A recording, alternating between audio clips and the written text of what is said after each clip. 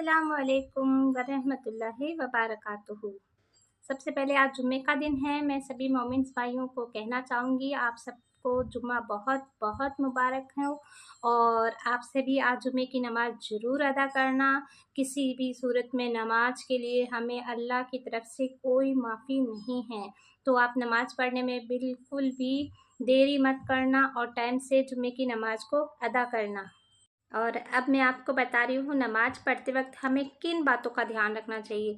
हम नमाज़ पढ़ते हैं पर कुछ ऐसी बातें जो हमें शायद पता नहीं हो और हम अपनी नमाज में करते हैं, तो आप देखिए कि आप अपनी नमाज को कैसे पढ़ते हैं। क्या मैं जो बता रही हूँ आप उन्हीं सभी बातों को फॉलो करते हैं? अगर नहीं करते हैं और करते हैं तो आप मेरी वीडियो को देखिए, पूरा देखेंगे तो आपको समझ आ जाएगा आपको कौन सी बातें नमाज में ध्यान रखनी चाहिए। आई होप उसके बाद आप नमाज में किसी तरह की कोई गलती नहीं करेंगे। तो नमाज पढ़ने का सबसे पहला क्या होता है, नमाज पढ़ने में सबसे पहली बात तो ये हमें ध्यान रखनी होती है कि हमें सबसे पहले अच्छे से वज़ू करना आना चाहिए।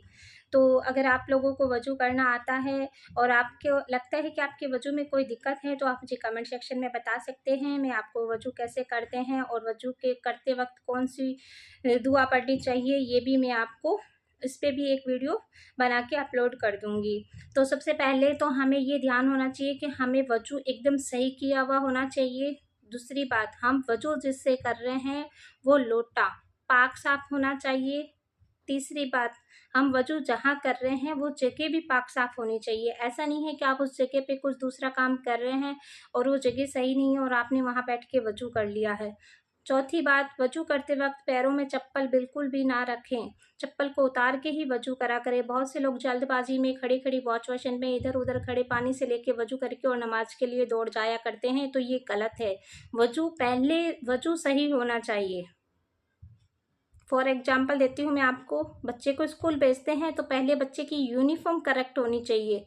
अगर बच्चे को स्कूल यूनिफ़ॉर्म के अलावा कुछ और पहना के भेजते हैं तो वो वहाँ क्लास में अलग लगता है। आई होप आप मेरी बात को समझ रहे होंगे, मेरे एग्जाम्पल को समझ रहे होंगे। ठीक वैसे ही जब हम सही तरह से वज़ू करके नहीं जाते हैं और अपने खुदा की इबादत में खड़े हो जाते हैं तो हम अल्लाह के सामने भी बेढंगे से नज़र आते हैं। हम अल्लाह के सामने भी बेढंगे से नज़र आते हैं। हम नमाज तो पढ़ रहे होते हैं, ठीक उसी तरह उस बच्चे की तरह जो क्लास में सभी के साथ यूनिफ़ॉर्म नहीं पहन के आए, सिविल ड्रेस में चला गया है तो वो क्लास में सबसे अलग नज़र आएगा। तो उसी तरह हम भी अगर सही वज़ू नहीं होगा तो हम भी नमाज तो अदा करेंगे पर हम अल्लाह के सामने सबसे अलग नज़र आएंगे। तो अपना जो मैं बता रही हूँ आप उन चीज़ों को ध्यान ज़रूर रखें। और एक जानेमाज़ जिस पे आप नमाज़ पढ़ते हैं वो भी पाक साफ़ होनी चाहिए। आप उसको भी धोते रहा करें और उसको भी एक अलग साफ़ चीज़ से वॉश करके और फिर अपनी एकदम अच्छी सी जगह पे रखा करें और ऐसे ही नमाज़ पढ़ के इधर-उधर ना रखा करें। अब नमाज़ पढ़ते वक्त हमें क्या ध्यान रखना है, तो अब मैं उन बातों को बारे में आपको बता रही हूँ। तो सबसे पहले जब नियत करके आप नमाज पढ़ना शुरू करते हैं ना, तो सबसे पहले आपको ये देखना है, जब हम खड़े रहते हैं तो हमारी जो निगाह होती है ना, हमने यहाँ पे हाथ बांध रखा है और हम नमाज पढ़ रहे हैं तो हम ऐसे देख रहे होते हैं सामने की तरफ या ऐसे देख रहे होते हैं, नहीं, हमें ऐसे नहीं देखना है। हमें अपने जहाँ पे हमें सजदा करना है बिल्कुल उस डायरेक्शन में हमारी निगाह होनी चाहिए, एकदम उस डायरेक्शन में, बिल्कुल ऐसे, और हमें अपना वो जो है पढ़ते जाना है। फिर उसके बाद में यहाँ तक तो ये बात हो गई कि जब हम यहाँ हाथ रख के पढ़ते हैं तो हमारी निगाह कहाँ होनी चाहिए, तो हमारी निगाह एकदम सजदे वाली जगह पे होनी चाहिए जहाँ हम सजदा करेंगे जाने नमाज पे, है ना, उस तरफ होनी चाहिए।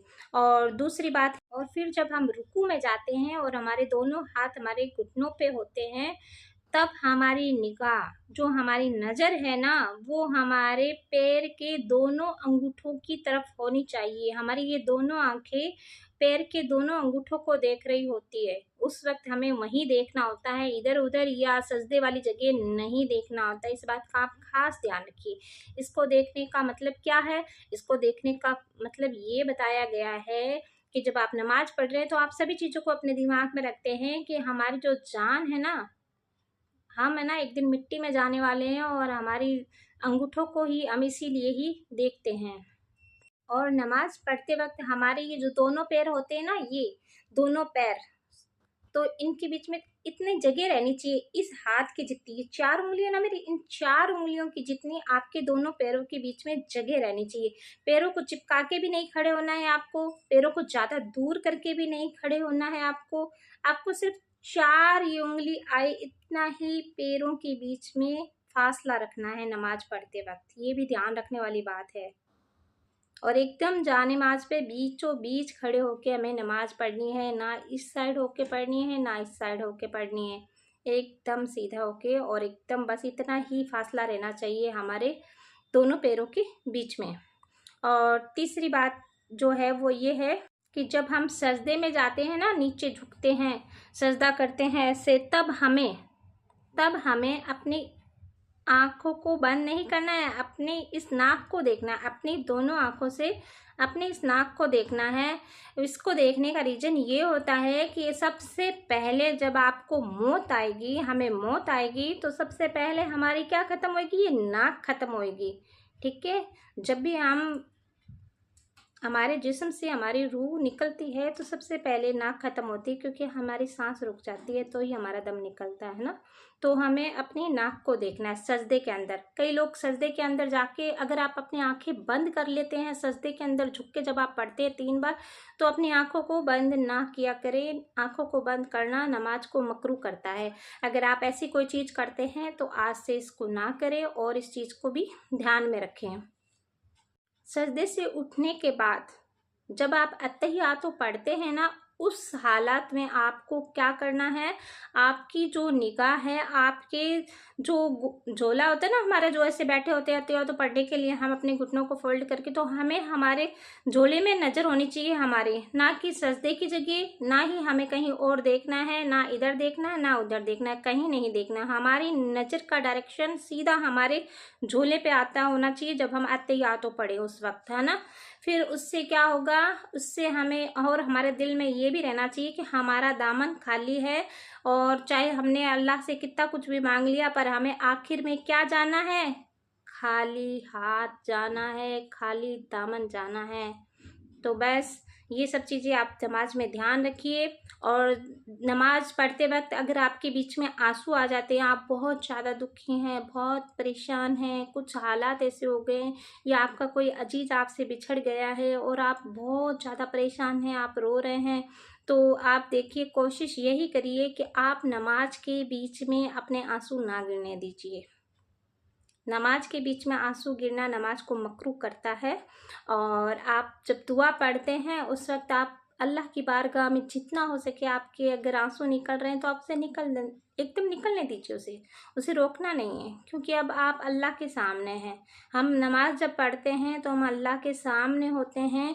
ये 5 वक्त की जो नमाजें होती है ना, ये समझ लीजिए हम 5 टाइम अल्लाह के सामने अटेंडेंस देते हैं। अपनी आखिरत को सुधारने के लिए नमाज पढ़ना बहुत ज़्यादा ज़रूरी है।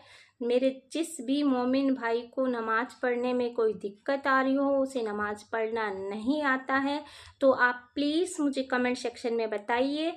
मैं आपके लिए नमाज की वीडियो लेके आऊँगी और मैं आपको बताऊँगी नमाज कैसे पढ़ते हैं, उनमें कैसे सूरतें मिलाई जाती है और उन्हें पढ़ने का तरीका क्या है, खड़े होके अगर कोई पढ़ता है तो उसका तरीका क्या है, और अगर कोई बुजुर्ग है उससे बैठ के नमाज पढ़ी जाती है, वो चेयर पे पढ़ता है तो चेयर पे भी नमाज को कैसे पढ़ते हैं मैं आपको बताऊंगी। आप मुझे कमेंट सेक्शन में बता देना।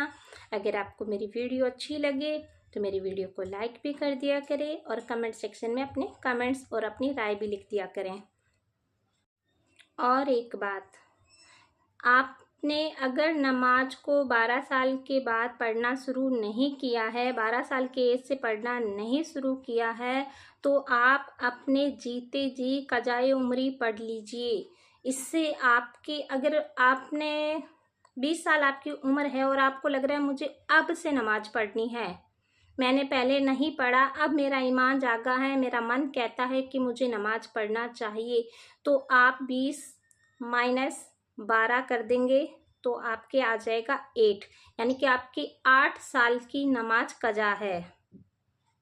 12 साल के बाद से नमाज फ़र्ज रखिए ना, तो आपके 8 साल की नमाज कज़ा। ऐसे करके आप अपनी उम्र में से और जितने साल की वो बताई ना नमाज फ़र्ज है उतने माइनस कर देंगे, तो आपकी कज़ाई उम्री निकल के आ जाएगी कि आपने कितने सालों तक नमाज नहीं पढ़ी है। वैसे करके आप अपने अंदाज़ा लगा सकते हैं कि हमें कितनी नमाज अभी हमारा बकाया है। जीते जी इस पर अमल कर लीजिए, फिर तो कुछ भी नहीं होगा। इसलिए जो भी अपनी नमाज कज़ा है उसे पूरी कीजिए। कज़ा नमाज कैसे पढ़ते हैं, अगर आपको ये भी सीखना है तो मुझे कमेंट सेक्शन में बताइए, मैं आपको बताऊंगी कज़ा नमाज को कैसे पूरा करें। और एक बात जो सबसे ज़्यादा ज़रूरी है, ज़रूरी सारी होती है नमाज के लिए, कोई भी बात ऐसी नहीं है कि जो आप एक को फॉलो करें और दूसरे को छोड़ दें, ऐसा नहीं है। तो आपको करना है कि पहली शर्त यह है कि आप नमाज में देरी ना किया करें। दुनिया के जितने भी काम होते हैं चलते रहते हैं, जब तक हम जीते हैं दुनियावी काम ख़त्म नहीं होते हैं। तो आप उन सबको छोड़ दिया करें और अजान की आवाज़ सुनकर वजू बनाकर अपने नमाज की ओर चले जाया करें। और नमाज को कभी भी जल्दी जल्दी नहीं पढ़ना चाहिए। नमाज को आराम से इत्मीनान से पढ़ा करें। इंशाल्लाह आपकी जो भी दुआएं हैं अल्लाह उन्हें कबूल फरमाए। मैं रोज़ शाम 4 बजे लाइव आती हूँ। अगर आपको किसी भी तरह का कोई मसला है, किसी भी तरह की कोई दिक्कत है तो आप मुझे बताइए, मैं आपको वजीफ़े बताऊँगी। इंशाल्लाह आपकी कोई हेल्थ प्रॉब्लम या वैसे कोई प्रॉब्लम होगी तो इंशाल्लाह कुरानी वजीफ़ों से आपको उसमें राहत मिलेगी। मेरी वीडियो को अंत तक देखने के लिए शुक्रिया। आज जुम्मा है, नमाज ज़रूर अदा कीजिएगा। और अगर आप नमाज में कोई गलती कर रहे हैं तो मुझे कमेंट सेक्शन में बता दीजिए। फिर मिलते हैं मेरी नेक्स्ट वीडियो में। अल्लाह हाफिज़, दुआ में याद रखना।